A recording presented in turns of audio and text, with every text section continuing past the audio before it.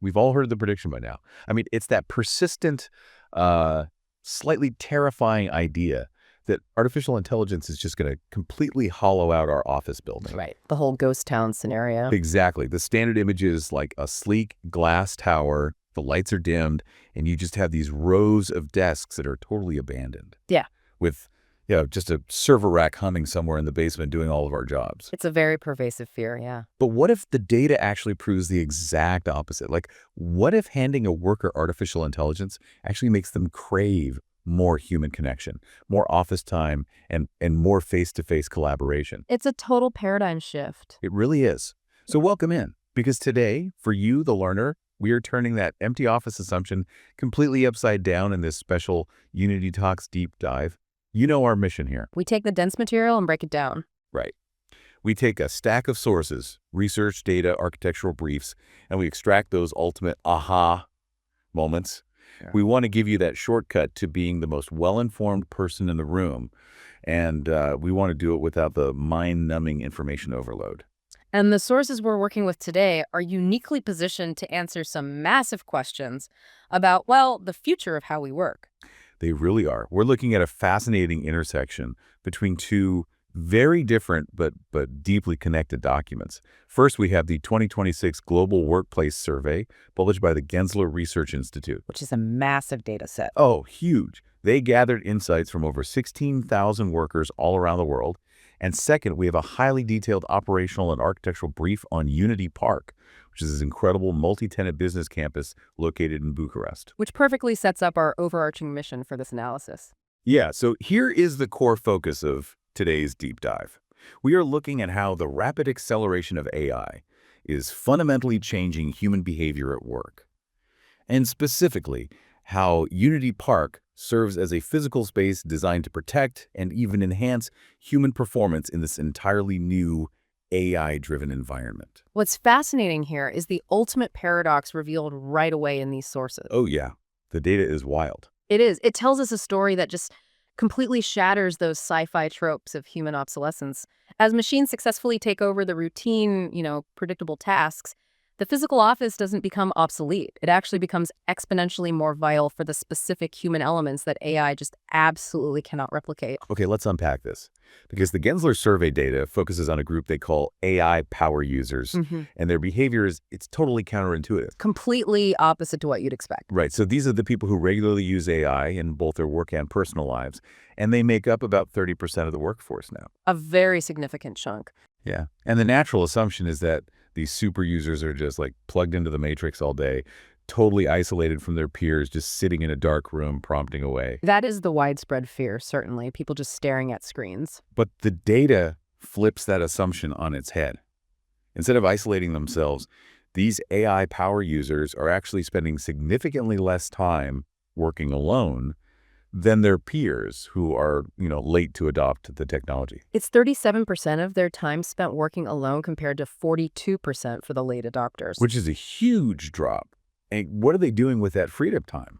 The data says they're spending nearly 50% more of their week actively learning, socializing, and collaborating. Right. They spend 12% of their time learning versus 8%, and 11% socializing compared to 9%.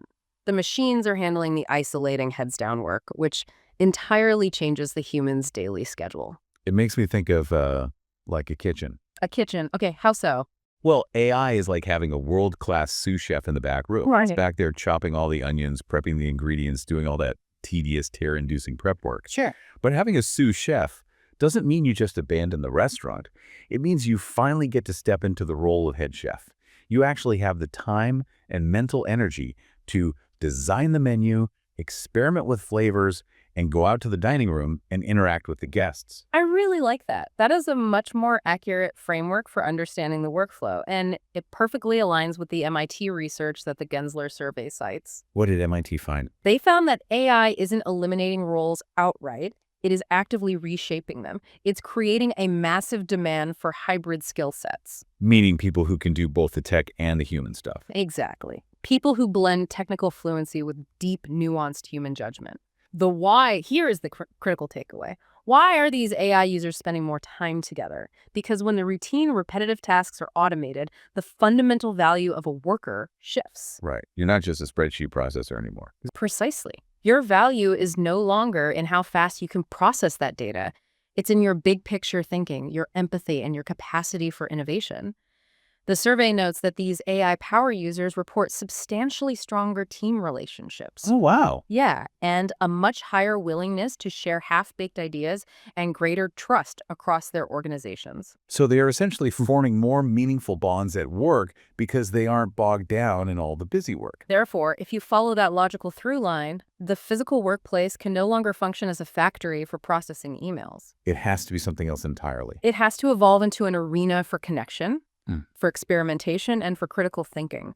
The physical space must actively support what the artificial intelligence cannot accomplish. So we've established that human connection and continuous learning are the new absolute priorities for an AI-enabled workforce. Correct. But that brings us to a massive glaring problem.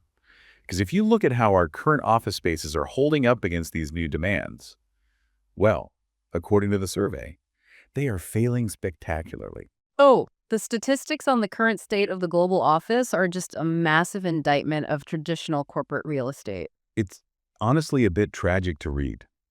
The survey highlights that a massive majority of employees are resorting to what they call DIY fixes just to get through the day. Right, 2/3 of them. 2/3. Think about your own office or the ones you visited. People are bringing in their own ring lights to combat terrible fluorescent glare, or they're sneaking in space heaters because the temperature is freezing. Or trying to block out noise. Yeah, literally taping up acoustic panels to their cubicle walls just to carve out an ounce of privacy. Are companies just sticking people in bland, noisy boxes and wondering why they're literally taping up their own soundproofing? It sounds like workers are having to hack their environments just to survive the workday. It really does. It creates a profound, invisible friction that drains cognitive energy before the actual work even begins. In the meeting room situation, I mean, it's bordering on absurd. There's a part of the survey that honestly made me laugh out loud just because of how ridiculous and true it is. The part about taking calls. Yes. Finding a quiet space to collaborate is so difficult that over 60% of workers admit to hiding in stairwells, pacing the hallways, or just talking loudly at their open desks to take important calls. Because there's nowhere else to go. Right. Over half of the workforce has had to cancel meetings entirely simply because they couldn't find a room. It's a huge loss of productivity. And then add to that the nightmare of hot desking. Nearly a fifth of workers have unassigned seating, yet 59% of them are desperate for a permanent assigned spot. The frustration in the data is just palpable. When Gensler asked workers what they actually hope for in the future workplace, they weren't asking for more desks. What were they asking for? Almost half of them, 46%, want spaces explicitly focused on physical and mental wellness. Wow, almost half. Yeah. And a third are actively demanding outdoor areas and nature views. Another 30% want dedicated, specialized spaces for training and professional growth. They are demanding a both-hand proposition from their employers. Meaning they want it all. Meaning they need spatial variety. They need environments that can be both deeply calming and highly energizing. They need areas that are packed with cutting-edge technology, but also completely tech-free analog zones where they can step away from the screen and just think. Just total reset. Exactly. This data highlights a massive, glaring gap between what human biology needs to perform alongside AI and what current real estate is actually providing. And that gap sets the perfect stage for a radical architectural intervention. Okay, here's where it gets really interesting. Because if the global real estate crisis is that our offices are noisy, stressful, friction-filled boxes, the solution we're analyzing today is YUNITY Park in Bucharest. It is a remarkable case study in solving this specific behavioral shift. Genesis Property developed this site, and it is a massive undertaking. We are talking about an investment of over 30 million euros to transform a 4-hectare site. Which is a huge footprint. It is. And I should add, it used to be a giant barren concrete parking platform, and they turned it into this lush, highly integrated campus. It features 7 Class A office buildings, and it's highly accessible, just a few minutes from the Pepera metro. The location is very strategic. Yeah. And when I read through the brief, the best way I could conceptualize it was this. Imagine taking the legendary amenity-stuffed private headquarters of a massive Silicon Valley tech giant. You take that, you democratize it, and you make it an open-source ecosystem shared by multiple different companies. That concept of a democratized headquarters is vital here. In the architectural brief, they use a very specific phrase, a human-centered network of options. A human-centered network of options. I like that. It's very intentional. If we think back to those AI power users, what is their primary need? Agency. They need the agency to shift constantly between deep, isolated focus, collaborative learning, and casual socializing. Right, because their days are so much more varied now. Exactly. A traditional office locks you into one mode. You sit at your desk. But Unity Park is designed from the ground up to provide the physical infrastructure to make those choices seamlessly throughout the day. You can just move wherever you need to be. It's an operational shared ecosystem where the premium amenities aren't locked behind one massive corporation's badge access. They are the baseline infrastructure for everyone on campus. And when we talk about those amenities, we have to talk about the nature aspect. Because connecting back to that third of surveyed workers who were begging for outdoor areas and nature views, Unity Park takes this to an absolute extreme. They built what they call the BioHabiNet. It's an incredibly ambitious piece of ecological engineering. The numbers are just staggering. Right in the middle of 7,500 square meters of greenery, there is a 1,000 square meter urban forest. Built right on top of a former parking lot. Yes. They brought in over 2,500 tons of fertile soil to build a literal functioning ecosystem. We're talking 200 trees, 4,000 shrubs, birdhouses, insect hotels for natural pest control. It's a living habitat. But I have to admit, when I first read about this, my immediate thought was, okay, that's a brilliant marketing gig. How so? Like, it sounds like a beautiful place to eat a sandwich, sure. Yeah. But is anyone actually taking their laptop out there to build a presentation? Wait, so if I work there, I can literally take my laptop, sit in an urban forest with a built-in power outlet, and do my job while birds are doing pest control above me. Is outdoor work actually functional here? That is a very fair skepticism to have, but the mapping in the brief proves it is highly functional. That functionality is the network in BioHabiNet. Okay. The space includes nearly 1,900 meters of pedestrian paths, 22 specific outdoor workbenches, and 100 illuminated poles. And the crucial detail, every single one of those spaces is equipped with built-in power outlets and covered by seamless campus-wide Wi-Fi. So you really can sit under a tree and run a complex data model. You really can.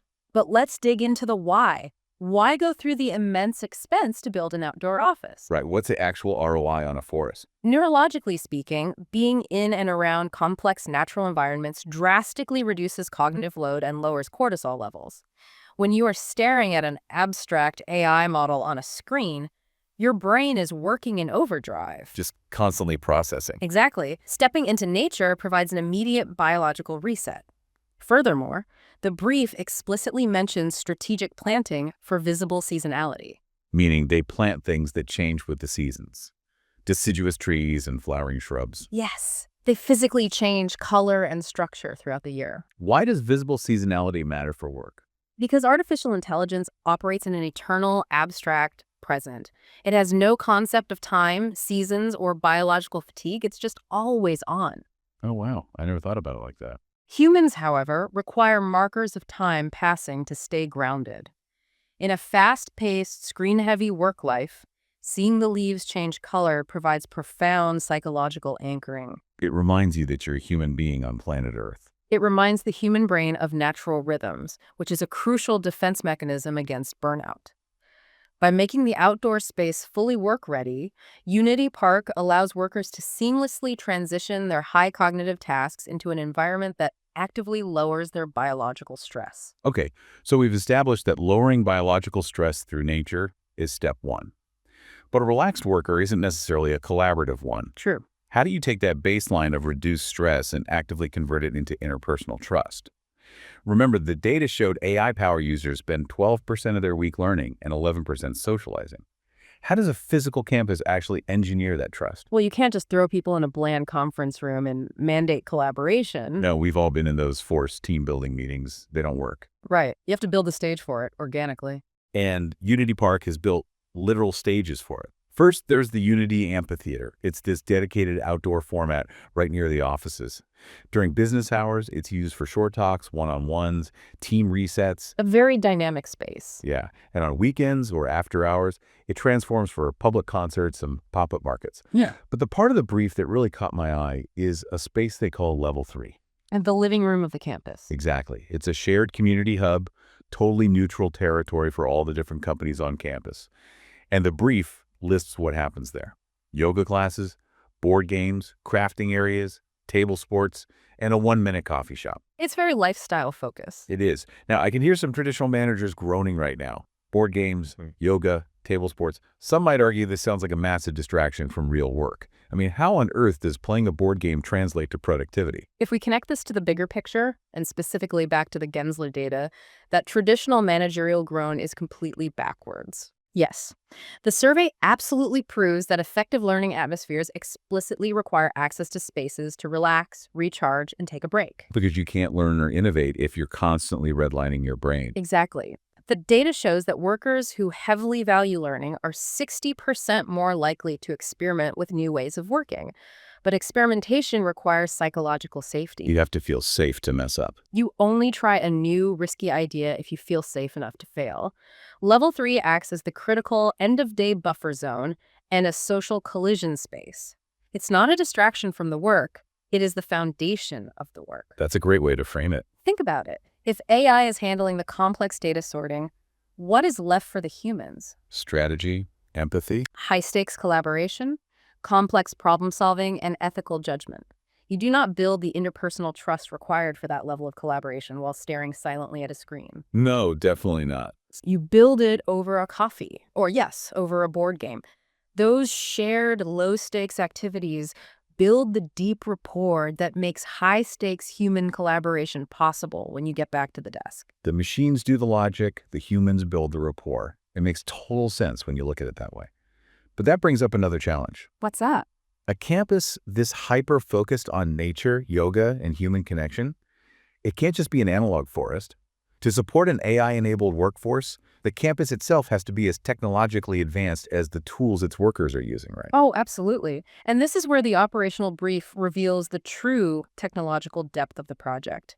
The natural elements are supported by an incredibly sophisticated digital backbone. Let's unpack the mechanisms here because the specs are wild. We're talking over 1,000 rooftop solar panels, Generating roughly 650 to 680 megawatt hours a year. which covers 12% of the campus's annual electricity. And then they have a massive rainwater retention basin with over 1.6 kilometers of irrigation pipes just to sustain the BioHabiNet. It's highly self-sustaining. Plus, smart LED infrastructure with 55 lighting poles that adjust dynamically. And the buildings themselves hold BREEAM Outstanding certifications for sustainability and feature the Immune Building Standard. Let's clarify what that immune standard means, because it's vital for human performance. Yeah, what is that? It is essentially giving the building its own immune system. It uses advanced filtration and monitoring to actively protect the health and air quality for the people inside, which is obviously a massive priority for workers post-pandemic. So it's not just like a green badge on a wall. It's actively filtering out pathogens. Precisely. All of these elements make up what the brief calls the Smart Campus digital layer. And the most important thing about this layer is that it is largely invisible to the human user. Invisible. Think about the invisible friction of a normal office we discussed earlier. You know, people arguing over the thermostat, dealing with flickering lights, breathing in stuffy air. The things that slowly drive you crazy all day. Right. By automating the health, efficiency, and comfort of the environment, this invisible tech layer completely removes the mental tax of environmental discomfort. It frees up your brain. It frees the humans inside to focus their cognitive energy entirely on what they are uniquely meant to do: learning, creating, and connecting. Let the building manage the environment so the human can manage the ideas. I love that. So what does this all mean? Let's bring it all together for you, the learner. We started with a counterintuitive paradox, this realization that the rise of artificial intelligence is actually making the physical workplace more vital, not less, for human connection. We saw the stark data proving that. Yeah, showing that current traditional offices are failing to support these new needs, forcing workers to hack their way through friction-filled days. And then We explored how YUNITY Park in Bucharest is pioneering a massive physical network of options. A true democratized headquarters. By combining urban forests to lower biological stress, community hubs to build psychological safety, and an invisible smart tech layer to remove environmental friction, it serves as a physical space specifically designed to protect and supercharge human performance in an accelerated AI environment. It truly functions as a blueprint for the future of commercial real estate. When the routine tasks disappear, the physical space must step up to support the complex ones. It really is a glimpse into the future. And to you, the learner, as you continue to adopt and integrate AI tools in your own life and career, remember this: your distinct value in the marketplace will increasingly lie in your humanity. That is your edge. Your ability to synthesize complex ideas, to build deep interpersonal trust with your team, and to maintain your physical and mental well-being that is your true competitive advantage. This Unity Talks deep dive shows us that the physical environment you choose to do that in is not just a pretty backdrop. It is a critical, active investment in your daily performance. This raises an important, lingering question for you to take with you today. Lay it on us. If artificial intelligence is successfully taking over the routine, predictable prep work of your day, well, I shouldn't say ... If artificial intelligence is handling those tasks, and if physical spaces like Unity Park are evolving to perfectly manage your comfort, your connectivity, and your well-being in the background, what untapped, purely human creative potential are you now completely free to unleash? Now that the sous chef is handling all the chopping, what incredible menu are you going to design? Thank you so much for joining us for this Unity Talks deep dive. Keep questioning the world around you, keep looking for those aha moments, and we'll see you next time.